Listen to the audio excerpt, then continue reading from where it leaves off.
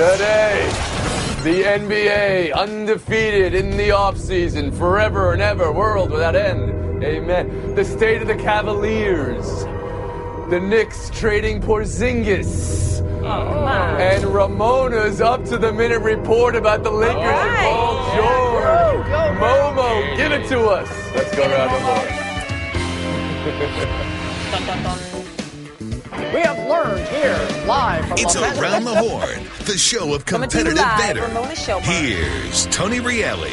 Dan Gilbert and Phil Jackson throwing the NBA offseason into a bag with a rabid raccoon. We'll get to them in a second because we're going to start with breaking news that originated with our Ramona Shelburne and Mark Stein. Ramona, you're reporting up to the minute that the Lakers are talking to the Pacers about Paul George, and this is happening right now. So what's the latest?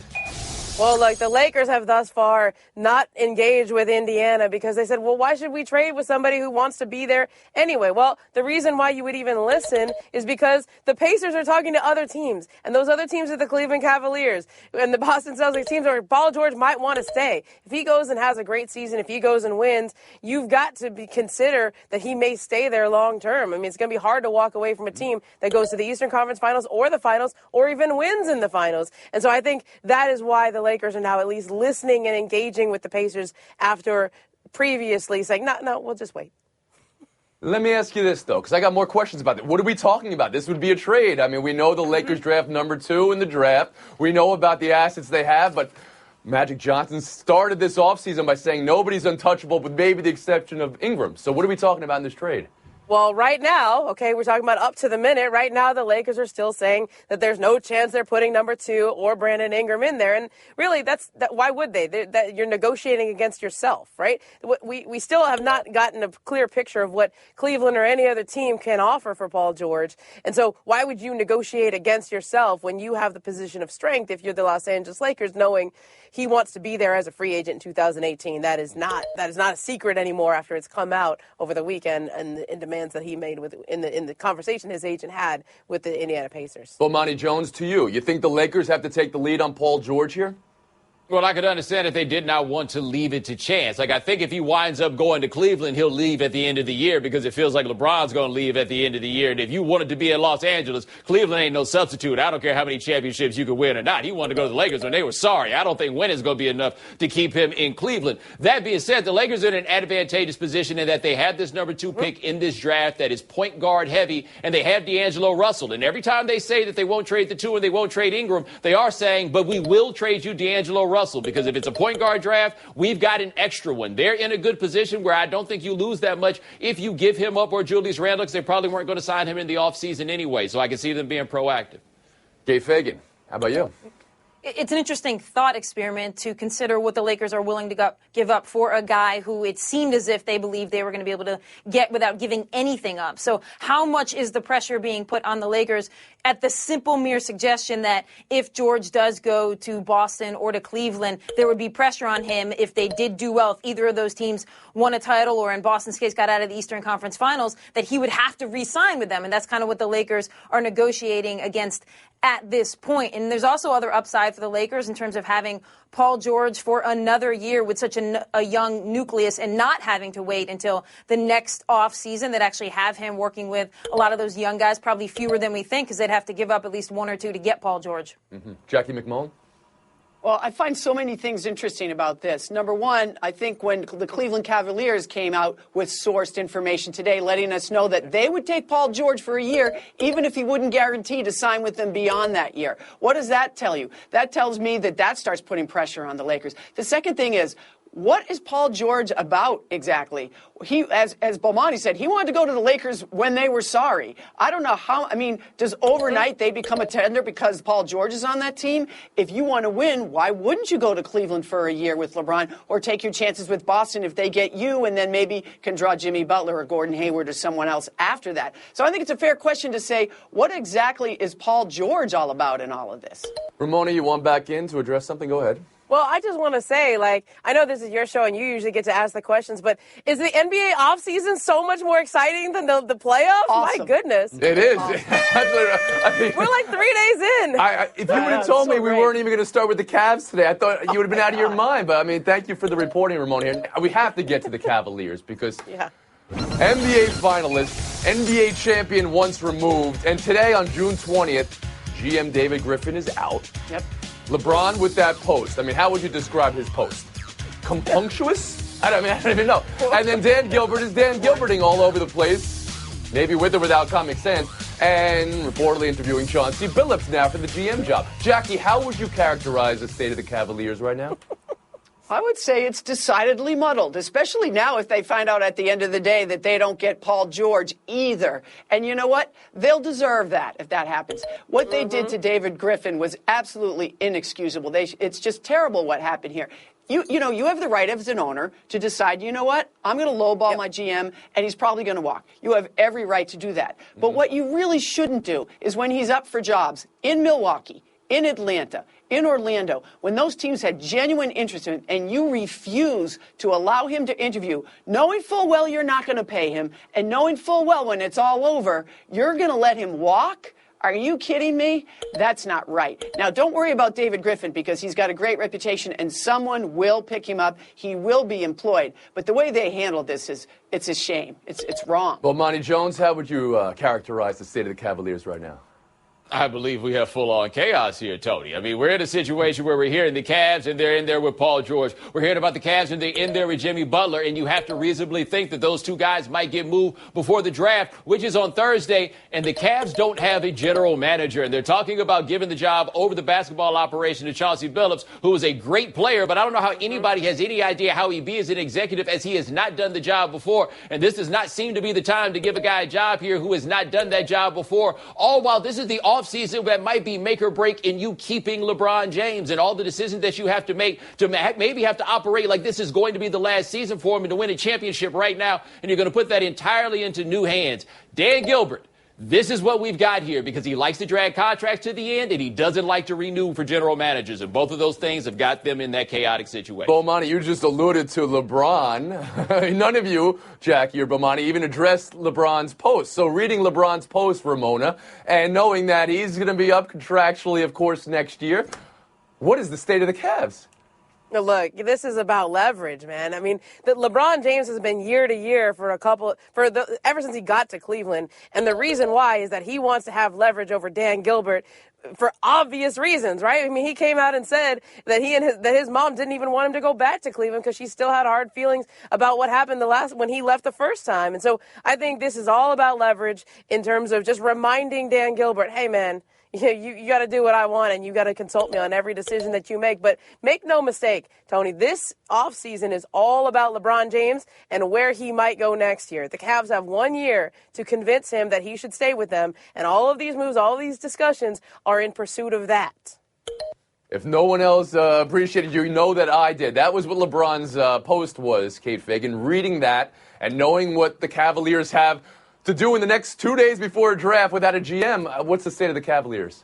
I would call them desperate. I wouldn't go all the way to chaos. I think chaos is going to be when LeBron James decides to walk away from the Cleveland Cavaliers. Then we will see chaos. And right now they're in a state of desperation, especially when you compare them to the only team that we're supposed to compare them to, the Warriors. You've got out there in the Bay Area, they got guys asking what they can give back to keep a state of equilibrium. And then here in Cleveland, it's like, what can we get? It's a frenzy of getting to try to reach the same state as the Golden State Warriors. And, of course, they're chasing. And when there's a chase, it's going to instill, of course, in you a sense of desperation. And that's where Cleveland is right now because they've got a ticking clock hanging over them, and they've got a very far-off distance to try and meet, and that is to get even with the Golden State Warriors. Jackie, you addressed the Griffin side of it before, but I want you to address the LeBron side. Do you see this being something that he could leave the team over if he's genuinely – do you see him genuinely upset about this? Well, he's genuinely upset about it, but this isn't why he's going to leave. It's amazing to me that in the short amount of time that they lost the NBA Finals, it became not if LeBron James, but when LeBron James leaves the Cavs, because that's what everybody in the NBA seems to feel right now. Everybody's packed his bags for him, and they're getting they're hiring some people to get ready to open up the house in LA. Everybody feels that way, regardless of David Griffin. That's just the truth. Monty Jones. I mean, LeBron bought a $20 million house in Los Angeles, and he really, really, really doesn't like the guy who owns the team. I mean, those are two things that'll lead you to go into L.A. This is the story we did last week. And, Ramona, you put the odds at 80% last week before they went and fired a guy, it seemed like, or parted ways with a guy they seemed like LeBron was in favor of. Okay, enough basketball. Let's talk about the Knicks. This started with a tweet from Adrian Wojnarowski, and I have to say it's with great certainty and pleasure. I asked to show a tweet from the very verified account of Adrian Wojnarowski. There's that blue check mark. Well played. Phil Jackson not ruling out the possibility of trading Kristaps Porzingis. Frenzy of interest growing today. All right, frenzy was the operative word as this crossed in the late early morning hours. Kate, what are you hearing on the ground in New York? Well, I had some insecurity because I was on this show with two powerhouse NBA reporters. So I did some reporting, and a couple of GMs did tell me that the package that the Knicks are looking for is so aggressive that they might price themselves out of the market. And so if I'm a Knicks fan, I know it's the cool thing to just throw your hands up at this and be infuriated by the thought of it. But the way I look at it is if the Knicks do a deal for Porzingis, it will be a king's ransom. And if they don't, well, then obviously you got your young guy back that you are enjoying watching. To me, the fury over this is more so looking at the Knicks and thinking, why would I even want to watch them this year if they trade Porzingis? Jackie McMullen? Yeah, it's just unfathomable to me that that's where you start to trade Porzingis. And I understand he's a very valuable trade commodity, but the Knicks have made it clear in the past they didn't want picks. They want bona fide players. So who are we talking about here? It sounds to me like Paul George has already got a ticket elsewhere. And Jimmy Butler, that might make some sense because all of a sudden the narrative is... Aren't it? In Chicago, things have changed in Chicago. We kept hearing, no, Jimmy Butler isn't going to get moved. But now all of a sudden, everybody's jumping in on this like, all right, what you got? It's amazing, the atmosphere right now. If you told me today that we'd be talking about Porzingis being moved, I would have told you were nuts. Everybody getting involved. Does that include Boston in the everybody, Jackie? Oh, believe me, I guarantee you if they had a shot at Porzingis, they would take it. Absolutely. Ramona, we're hearing that the Knicks and Porzingis haven't talked since he skipped out on their exit interview to start the summer. And now Phil Jackson floating this out there today. How do you read that? I don't know if it was Phil Jackson floating that out there. I think it may have been on the other side there. But from what I can tell you, I think this is more like the Knicks are listening to people. As in, people always call about Porzingis, and they certainly called after it was revealed that he didn't go to his exit interview, right? You always call when you think a player might be disgruntled. Hey, maybe they'll trade him. But when those calls came in, they took the call and they said, I don't think so, but you listen. I think right now they're listening much more than they ever have. In the past, I think when teams called about Porzingis, they said, we're not trading him. He's a unicorn. We're not trading him.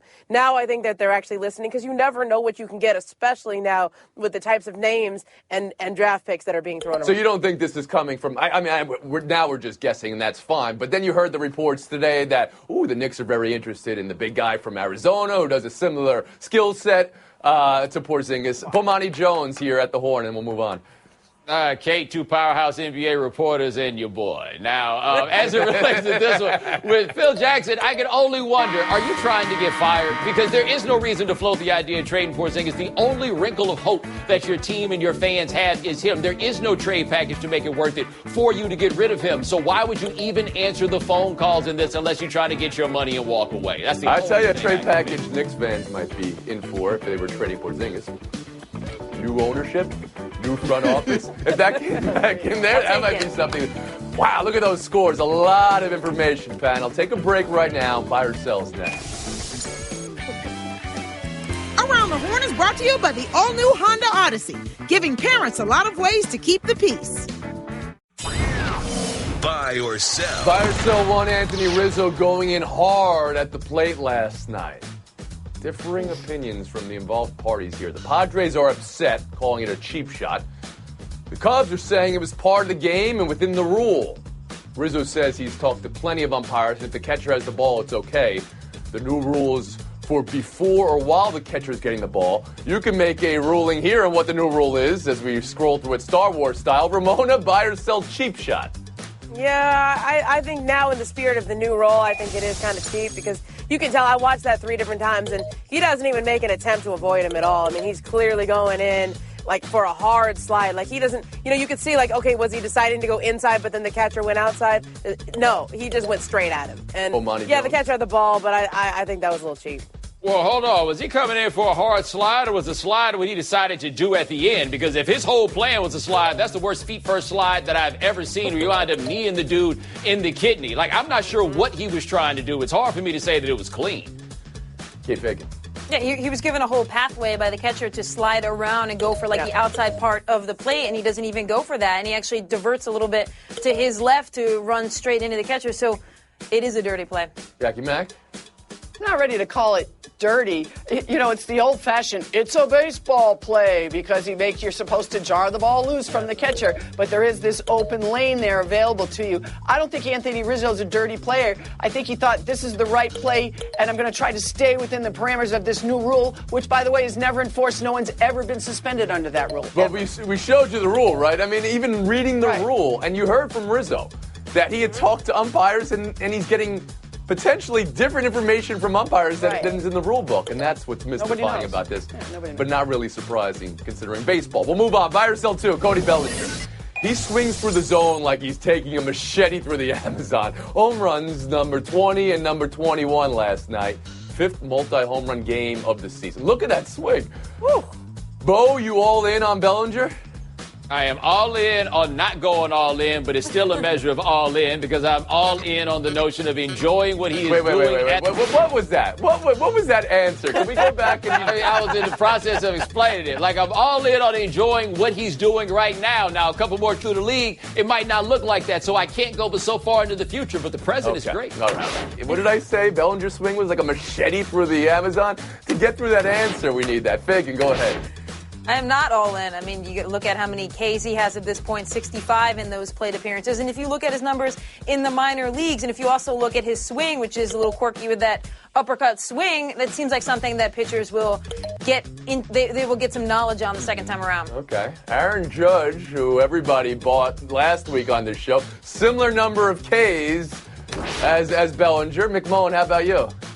I'm all in. Why would I not be all in? I like the quirky uppercut swing. I like the fact that I look one day to see if he hit a home run and look the next day to see if Aaron Judge has hit a home run. I am living in the baseball moment. I'm all for it. Okay. And for the Ks, it's 83 for Judge, Fig, and this is 60s for Bellinger. Go ahead, Shelburne. Well, the Dodgers have resisted trade offers on this guy for the past couple of years. I heard they had 50 trade offers trying to get Cody Bellinger away from them while he was in the minor leagues, but they were so high on him and so protective of him. They didn't even start him in the majors at the beginning of this year just to sort of protect him from this onslaught of what's going to happen to him now that he's gone out like this. I mean, we're even talking about him being in the home run derby at the All-Star game. That's how fantastic he has been.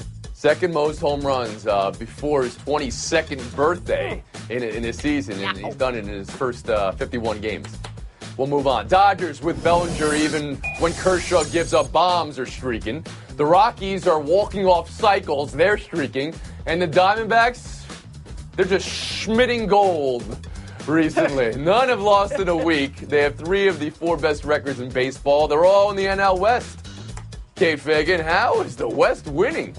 Well, they're winning because they got a lot of good young talent that fits where they're playing. I mean, Charlie Blackmon out in Colorado is really fun to watch. Goldie in Arizona. They actually, each of those teams has built itself to be perfect for certain ballparks, and so that's why they're fun to watch. Why are you laughing now? Say Goldie in Arizona like you guys went to high school together. I kind of like that. Maybe we did. Look it up. No, he's schmitting gold. Go ahead, McMullen.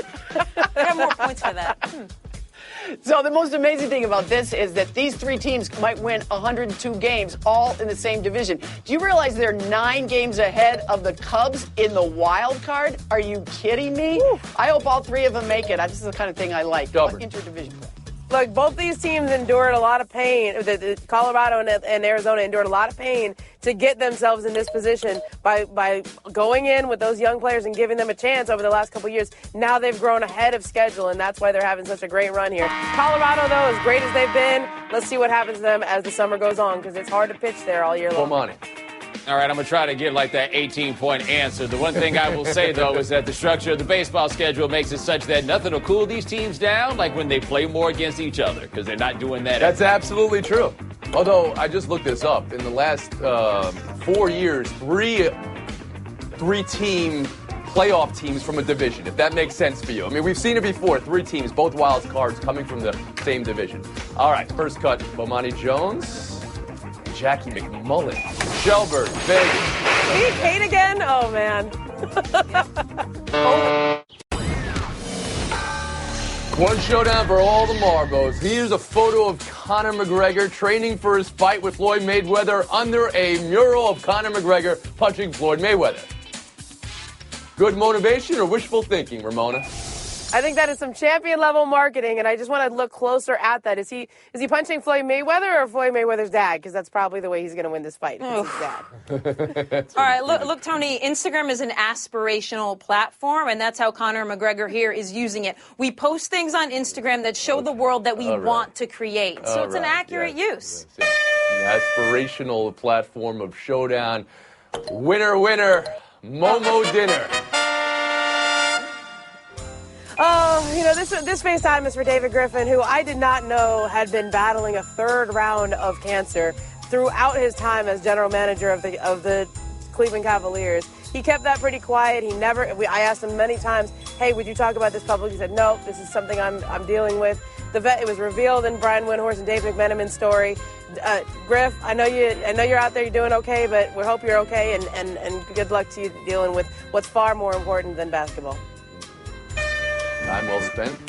Thank you for your reporting today, Ramona, and Jackie, and Kate, Thank you. and Bo. Thanks for being on the show. All right, that's going to do it. See you guys. 23.5-hour break.